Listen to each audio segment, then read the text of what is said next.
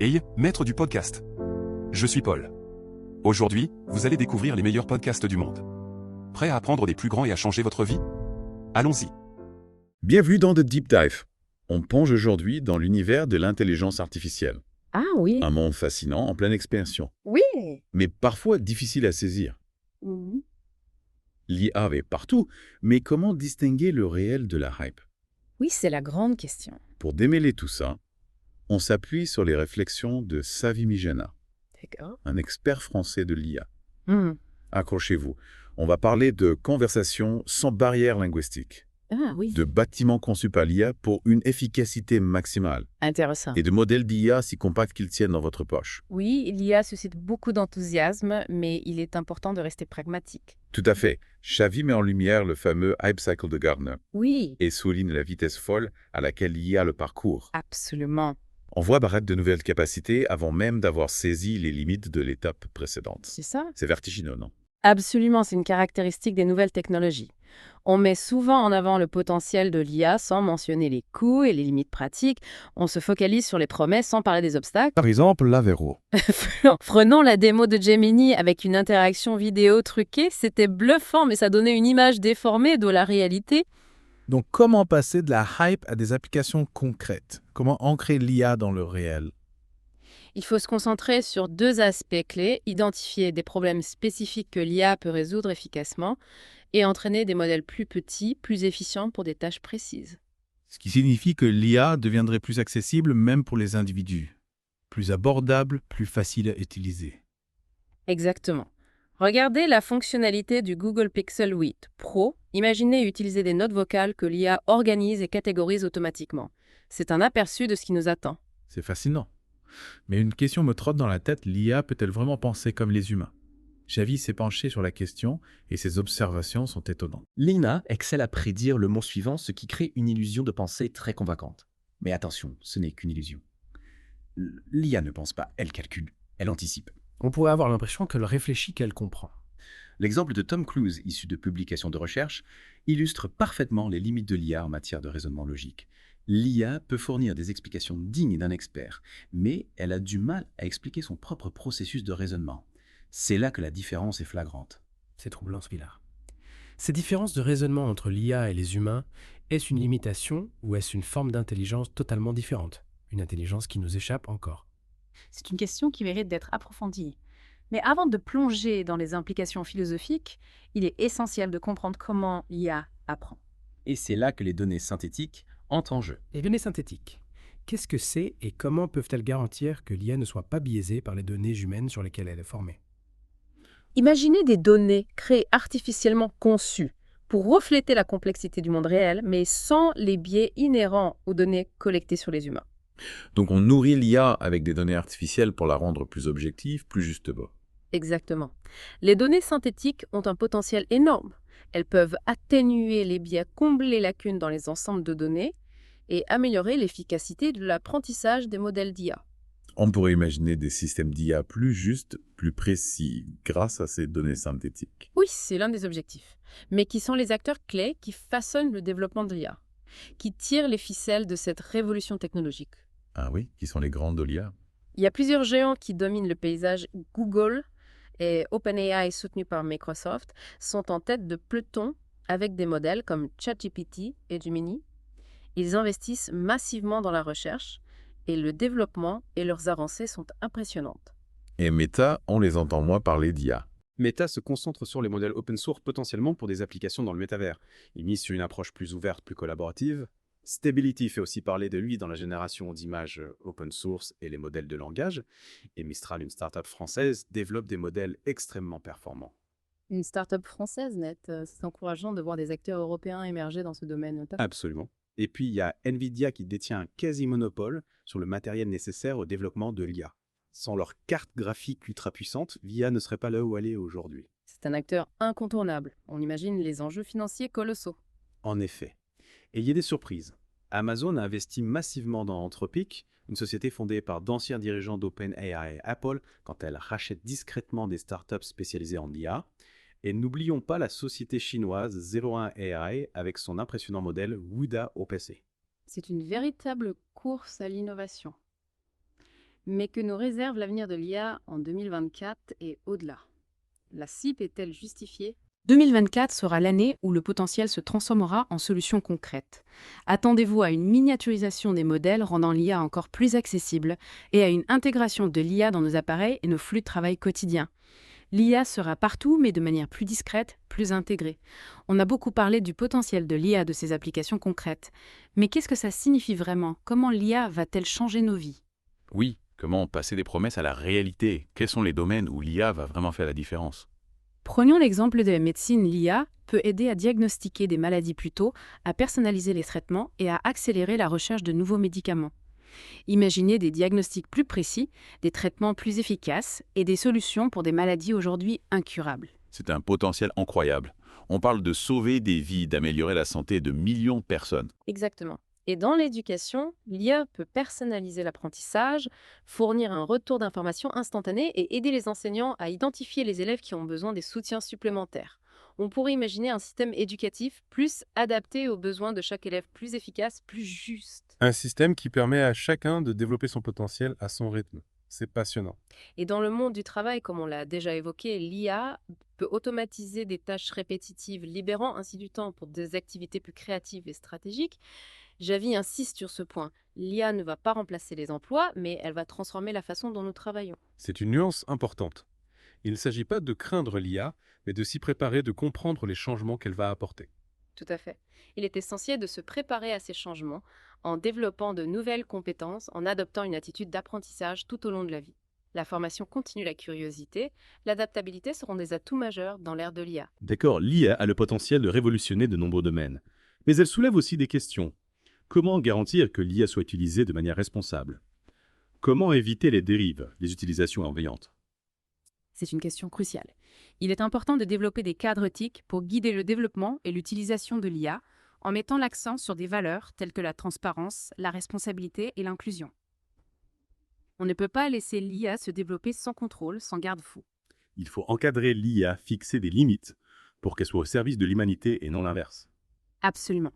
Il est important d'impliquer un large éventail de parties prenantes dans ce débat, les experts en IA bien sûr, mais aussi les décideurs politiques, les chefs d'entreprise et le grand public. C'est un débat société qui concerne tout le monde.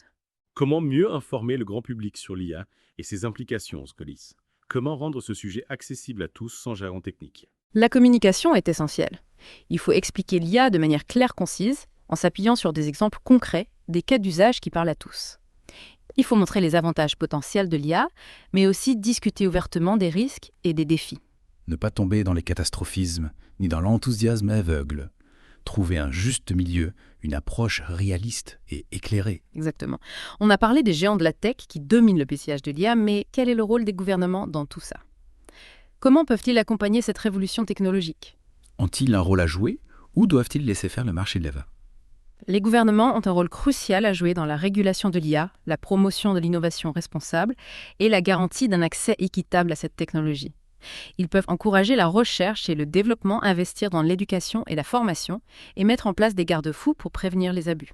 C'est un rôle de régulateur, mais aussi de catalyseur de soutien à l'innovation. Tout à fait. Ils peuvent créer un environnement favorable au développement de l'IA tout en veillant à ce que cette technologie soit utilisée au bénéfice de tous. On a beaucoup parlé des défis, des risques, mais revenons aux aspects positifs. Xavi est convaincu que l'IA peut nous aider à résoudre certains des problèmes les plus urgents auxquels l'humanité est confrontée, comme le changement climatique, la pauvreté et les maladies. On a parlé de la médecine, mais l'IA peut-elle vraiment avoir un impact sur des problèmes aussi vastes, aussi complexes? Oui, je pense que l'IA a un rôle important à jouer dans la résolution de ces problèmes. Par exemple, l'IA peut aider à optimiser la consommation d'énergie, à développer de nouvelles sources d'énergie renouvelables et à prévoir les catastrophes naturelles. Imaginez un monde où l'IA nous aide à lutter contre le réchauffement climatique, à gérer les ressources de manière plus durable, à anticiper les crises. C'est une vision optimiste, mais réaliste. On voit que l'IA peut être un outil puissant pour le bien commun. Exactement. Mais pour que l'IA puisse réellement contribuer à un avenir meilleur, il est essentiel qu'elle soit développée et utilisée de manière éthique et responsable. C'est la clé de tout. Avant de passer à la troisième partie de notre deep dive, j'aimerais revenir sur un point que tu as soulevé tout à l'heure. Tu as parlé de l'importance de développer de nouvelles compétences pour s'adapter aux changements apportés par l'IA. Concrètement, quelles sont ces compétences? Comment se préparer à l'ère de l'IA? Les compétences clés pour l'ère de l'IA incluent la pensée critique, la résolution de problèmes, la créativité, la communication et la collaboration. Il est également important de développer une compréhension de base de l'IA et de ses applications. Il ne s'agit pas de devenir tous des experts en IA, mais de comprendre les bases, les enjeux, les possibilités. On arrive à la dernière partie de notre deep dive sur l'IA. Après avoir exploré les applications concrètes et les enjeux éthiques, on se tourne vers l'avenir. Qu'est-ce que l'avenir nous réserve en matière d'IA? Quelles sont les tendances lourdes des innovations qui vont façonner le monde de demain? Xavi est plutôt optimiste quant à l'avenir de l'IA. Mais il insiste sur l'importance d'une approche responsable et réfléchie. Il ne s'agit pas de foncer tête baissée dans la course à l'innovation sans prendre en compte les conséquences potentielles.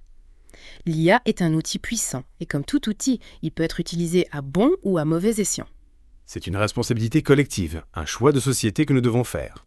On ne peut pas laisser l'IA se développer sans garde-fou, sans réflexion éthique. Tout à fait. Xavi met en avant l'importance croissante de l'IA explicable. On en a parlé un peu plus tôt, mais c'est un concept clé pour l'avenir de l'IA. Pourrais-tu nous rappeler ce que c'est l'IA explicable et pourquoi est-ce important? L'IA explicable, c'est la capacité de comprendre et d'expliquer comment un modèle d'IA arrive à ses conclusions. C'est crucial pour instaurer la confiance et garantir une utilisation responsable de l'IA. Si on ne comprend pas comment une IA prend ses décisions, comment peut-on lui faire confiance? Comment peut-on s'assurer qu'elle ne soit pas biaisée, discriminatoire, voire dangereuse? On imagine que c'est particulièrement important dans des domaines sensibles comme la santé, la justice, la finance, des domaines où les décisions de l'IA peuvent avoir des conséquences importantes sur la vie des gens. Absolument. Imaginez un système d'IA qui aide les médecins à diagnostiquer des cancers. Il est essentiel que les médecins puissent comprendre le raisonnement du système, les facteurs qu'il a pris en compte pour valider son diagnostic et prendre les décisions les plus appropriées pour leurs patients. L'IA ne doit pas être une boîte noire, mais un outil transparent dont on comprend le fonctionnement. Exactement. Xavi évoque également le développement de l'IA décentralisée, un concept qui pourrait changer la donne en redistribuant le pouvoir de l'IA. Qu'est-ce que l'IA décentralisée concrètement? En quoi est-ce différent de l'IA actuelle? L'IA décentralisée vise à répartir la puissance de l'IA, à la rendre accessible à un plus grand nombre de personnes et d'organisations. Au lieu de concentrer le pouvoir et les données entre les mains de quelques géants de la tech, l'IA décentralisée permet de créer un écosystème plus ouvert, plus collaboratif, où chacun peut contribuer et bénéficier des avancées de l'IA. C'est une vision plus démocratique de l'IA, une IA au service de tous, et non pas seulement de quelques grandes entreprises. Oui, l'idée est de démocratiser l'IA, de permettre à chacun de bénéficier de ses avantages, de contribuer à son développement. Concrètement, comment cela pourrait-il se concrétiser? Comment rendre l'IA plus accessible, plus ouverte? Par le développement de plateformes open source de modèles d'IA partagés de collaboration internationale. Imaginez des plateformes où des chercheurs, des développeurs, des entreprises du monde entier peuvent partager leurs modèles d'IA, leurs données, leurs expertises. Une sorte d'intelligence collective au service de l'innovation et du progrès. C'est une vision inspirante, une IA plus collaborative, plus inclusive. Une autre tendance importante, c'est l'essor de l'IA intégrée, l'IA embarquée dans les objets du quotidien. On parle de l'Internet des objets connectés, mais avec l'IA intégrée, ces objets vont devenir encore plus intelligents, encore plus autonomes. Exactement. L'IA intégrée, c'est l'intégration de l'IA dans des objets du quotidien, comme les voitures, les appareils électroménagers, les vêtements, les jouets. Ces objets pourront anticiper nos besoins, apprendre de nos habitudes, interagir avec nous de manière plus naturelle, plus intuitive. On pourrait imaginer une maison qui s'adapte à nos besoins, qui anticipe nos envies, qui nous facilite la vie au quotidien. Une voiture qui nous conduit en toute sécurité, qui nous propose des itinéraires optimisés, qui nous divertit pendant les trajets. Des vêtements qui s'adaptent à la température, à notre activité physique, à notre humeur. Les possibilités sont infinies. Xavi souligne également l'importance croissante de l'IA durable, un sujet crucial qui est parfois oublié dans l'enthousiasme général autour de l'IA. On parle beaucoup de l'impact positif de l'IA, mais il faut aussi parler de son impact environnemental. Et l'IA a un coût énergétique et il est important de prendre en compte. L'IA durable vise à minimiser l'impact environnemental de l'IA en réduisant la consommation d'énergie des modèles d'IA, en développant des solutions d'IA plus respectueuses de l'environnement. Imaginez des modèles d'IA plus légers, plus efficients, qui consomment moins d'énergie, des centres de données alimentés par des énergies renouvelables, des algorithmes optimisés pour minimiser leur empreinte carbone. C'est un défi majeur, mais c'est aussi une opportunité. L'IA peut nous aider à lutter contre le changement climatique, à créer un monde plus durable. Mais pour cela, il faut que l'IA elle-même soit durable. Tout à fait. On arrive à la fin de notre deep dive sur l'IA. Quels sont les messages clés à retenir? Que faut-il retenir de cette exploration? L'IA est une technologie puissante qui offre des opportunités extraordinaires, mais qui soulève aussi des défis importants. C'est un outil qui peut être utilisé pour le bien ou pour le mal. C'est à nous collectivement de décider quel avenir nous voulons construire avec l'IA. Il est crucial de réfléchir aux implications à long terme de l'IA, de travailler ensemble pour construire un avenir où l'IA est au service de l'humanité.